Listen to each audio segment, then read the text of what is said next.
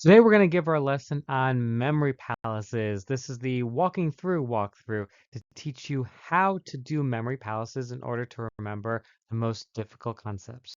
So let's start with just a review of what memory palaces are. For memory palaces, you want to use visualizations in order to remember things. So the first step is we will imagine a physical place, and this should be a place that you know very well. It might be a house or a drive you do to work and so on. Then after you have the physical place, plan out the route that you will take. You will mentally walk through this route. And along the way, step 3, you will mentally place these loci points along the way. These are stops. So you have the physical place, you plan your route, and you imagine yourself going through the route, and these points where you stop is where the visualizations occur. So step 4 is you will visualize objects and actions at these loci points. Number 5 is you will associate what you want to learn with those objects and actions. So for the memory here, it's best to be silly or extreme, to exaggerate things. Anything that is out of the ordinary or more extreme or funny or interesting, you're more likely to remember. So we're going to be doing this with some vocabulary as an example. I'm going to start by walking you through my childhood home because that's a place that I know well. First, I'll give you a quick rundown of what that physical place looks like. The house is at the end of a cul-de-sac. We're going to start by walking up the driveway from the cul-de-sac. There is a hill on your left. We're going to walk upstairs as we see the hill and into the front door. When we walk in the front door, there's a hallway that will walk down into a living room. After the living room, we're going to go into a kitchen. Through the kitchen, there's going to be a back patio. After the patio, we go down the stairs into the back lawn, and then we wrap around the back lawn down to the driveway again and out to where we came. So that is the path. And now we will show you how to use memory palaces in order to remember some vocabulary words. Let's begin. So as we approach the driveway, I notice that there's a critter running up to greet me. This is a very happy and excited critter. This critter runs at me with a lot of alacrity. Alacrity is this cheerful readiness. He's very lively and happy. It makes me happy to see him. He's waving and smiling. This critter is running up to me with alacrity. Now we're going to walk up the driveway and look to the left. And there's the lawn with a hill on the left. And I see an old, tired, sad man working on the lawn. And I ask him, what is he doing? And he says, I'm working for the lawn. I'm working for the lawn. And he actually looks pretty forlorn. Forlorn. He's miserable. He's dreary. He seems lonely and hopeless. He's working for the lawn. And he's also looks very old. I can see the visual of his age on his face. I can see this visage on his face, this expression, the features on his face. I can visualize the age in his face. I can just see it in his visage. Now I start to walk up the stairs, up the hill with the lawn on my left, and at the top of the hill, I see a lot of professional football players hitting these bags. These are professional football players sacking the bags, and I see them doing it over and over and over again. They're professional sackers, essentially, and I find it very prosaic. These professional sackers, these pro sackers are prosaic. It seems very dull and unimaginative. I ask them what they're doing. They say, I just hit the bag, and I hit the bag, and I hit the bag again and again, the same thing over and over. Seems kind of dull. So now I walk to the top of the hill towards the front door. And I see a cone going la la la right in front of the front door. This cone is going la la la. And when I ask the cone what's going on, the cone that's going la la la says enter. The cone is laconic. It's using very few words. It just looks at me and says enter. So I decide to enter the house. I open the front door, and then this pug dog comes running at me. But this isn't a normal pug dog. This is a very pugnacious pug dog running towards me. He's jumping on me, he's gonna bite me. He's very fighty. Pugnacious means inclined to fight. Belligerent. He's aggressive. He's a pugnacious pug dog. So I try to run past him, and then down the hallway, out of a room on my right, jumps out at me this imp. Now, this imp is very rude.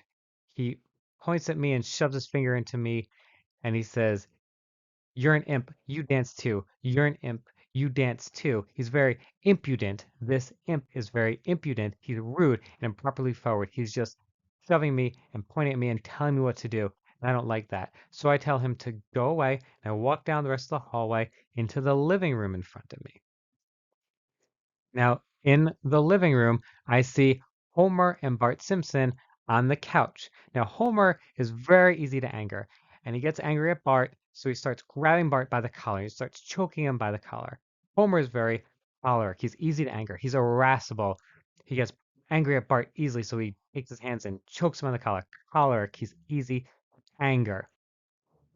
Then I turn and look on the other side of the living room, and I see two men with pistols standing there looking like they want to duel. They're about to duel each other, but then they look at me very persistently and they said, "Duel us." They said, "Duel us." They want to duel me too. With very careful and persistent effort, they're very sedulous. They're saying, "Duel us, duel us." They want me to duel them very persistently, and I say no. And at that very moment, I notice a van come crashing through the windows of the living room. This is a van driven by a gal, and the gal jumps out of the van and she says, "Run, run, run, you gotta go." This gal in the van is trying to galvanize me, stimulate into action. This gal in the van is yelling, "Run, you gotta go. I'm being chased." So I run out of the living room towards the kitchen. Now, in the kitchen, I smell something cooking on the stove. This is the beginnings of a beef bourguignon. This burgeoning beef bourguignon smells so good on the stovetop. It's growing, it's flourishing, it's burgeoning. This beef bourguignon is burgeoning on the stovetop. And there's a mix of meat and vegetables in there. It's broiling over. This imbroglio, this intricate, confusing dish is broiling over on the pan, burgeoning beef bourguignon, and it's an imbroglio. Now, after I see the stovetop, I look towards the center of the kitchen, and I see cake with the words Gemure on them, and out of the cake pops Demi Moore, and she is acting very demure. She is acting shy and playful and modest and coy as she pops out of this cake with the letters Demure, demure on it. Now she takes a slice of the cake and cuts off the E and separates the side, so she becomes demure. So she takes exception to me being there. She removes the E from demure to demure, from being shy to taking exception to. After I look at that, I turn to my left, and on the wall there are lights, and these lights spell "not a sin until lately." I think, that seems kind of clever. Not a sin until lately. These bright flashing lights are scintillating. Not a sin until lately. They're scintillating. It's a brilliant, clever flash of insight or a flash of light. And when I walk towards the lights, I find myself bumping into something and falling over something, and it is a treasure chest. I'm a little suspicious of this chest, but I'm in awe of it too. I'm in awe and I'm suspicious, but it turns out to be auspicious because it's filled with treasure. It's very favorable circumstances. It's good luck. It's promising. And you know what? I need the money right now. So auspicious, finding the treasure really seems good. And then I look towards the kitchen table and I smell some coffee there. And I love myself some coffee. Now I see the vapors coming out of the coffee, so I go up to it and I take a sip of it. But with the vapors and the smell, and I taste it, it's actually lacking taste. It's very vapid. It's not lively. It's unstimulating. So it's insipid and it's vapid. I took a sip. There are vapors there. It's insipid and vapid meaning lacking taste. It's a very bad cup of coffee, this insipid, vapid cup of coffee. At the end of the kitchen, I move towards the back patio. So I open that back door and walk out to the patio, and there are dozens and dozens of cats out there. You might say that it's a paw city because it looks like a city full of cats. But I noticed there's only one small bowl of cat food on the patio. So it's a paucity amount of cat food. There's insufficient amount of cats food for this paw city with a lot of cats in it. It's a paucity amount of food. So I walk down the patio steps into the backyard. And in the backyard, there are these trees with spores on them. And these spores are making me sleepy. They're sleep inducing. They're soporific. These spores are soporific. They cause me to want to sleep. They make me tired. They're soporific is sleep inducing. So I start to fall asleep a little bit there. Start to fall asleep on the lawn. And then I look towards my neighbor's house. And they have this pool with a giant diving board up top. Someone screams, "Look out below!" And they jump into the pool and it bellows. The water rises and moves like waves. It's billowing out. The water is billowing out after they bellow. Look out below. After he crashed into the water, notice he looks a little sallow. It looks yellow and unhealthy. He hit the water in a very hard way because he is callow. He's inexperienced. So he billowed. Then he looked sallow because he is callow. Because he is young and inexperienced at jumping off the diving board, he actually hurt himself. After this, I hear something. I hear crashing thunder, and I see the lightning, and then a bolt of lightning strikes me. It enervates me, it weakens me, and wears me down. It hits me right in the nerves. Feel this bolt of energy. It hits me in the nerve. It enervates me. It weakens me. So I fall down and I try to get up. And when I start to get up, I see this arcane looking dog looking at me. And I realize this arcane dog is an arcanine.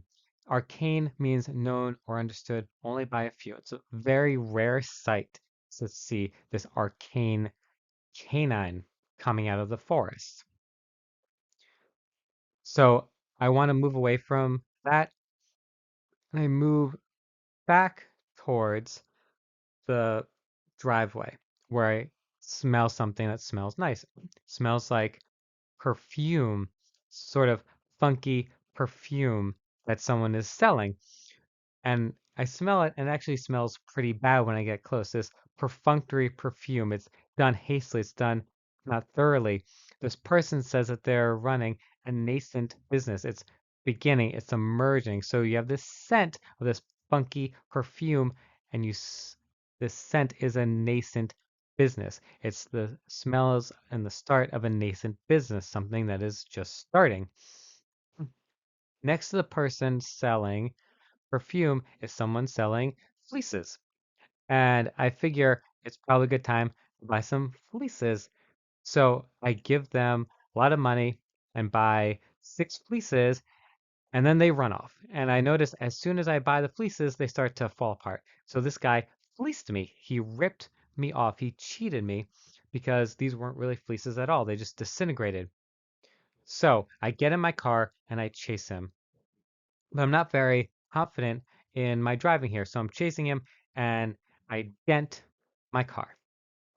Because I was lacking self-confidence and I dented the car, I was diffident. Diffident means lacking self-confidence. So I get in this crash and I dented the car because I was diffident about how I was driving. Then finally, an officer comes up to me because I got in the car crash. He comes up to me and asks me all sorts of rude questions. He's meddling not just about the accident, but this officer is being officious. He's being meddling in an intrusive manner, something that I don't appreciate.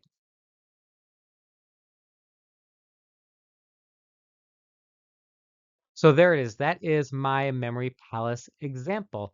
Again, I recommend using this for the most difficult concepts that you're having a hard time grasping. You will see from this example alone, if you're paying attention and following through the visualizations, you will remember a lot of the vocabulary words. This is the only lesson in this course specifically showing memory palaces. One, because they take a lot of time and effort to develop, but also they're best if they are personal. So I suggest taking that time and effort on your end and making them personal to locations or visualizations that you find most memorable and practice it out.